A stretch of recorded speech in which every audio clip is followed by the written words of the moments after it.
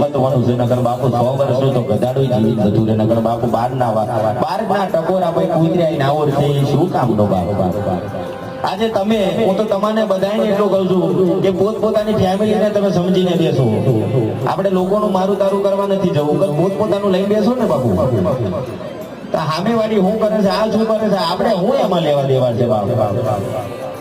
આપણે પોતાનું લઈને બેસો ને આપણી ફેમિલી બાપુ સુખી છે તો કઈ દોરા ધાગા કરાવવાની જરૂર નહીં હોય બાપ આજે તમે મંદિરે આવો એ મંદિરે ભગવાનને અરજી કરો કે 12 ધણી એ મારા ભોળાનાથ એટલે મારી મોગલ માને એટલું કહો કે માડી કે સદાયના માટે મારા પરિવારને સદાય સુખી રાખજે બાપુ બીજું શું જોઈએ આપણે લોકોના બૂથ માર્યા છે તો આપણે વાગવાના ને વાગવાના બાપુ આ લગ્નનું ટાણું છે ને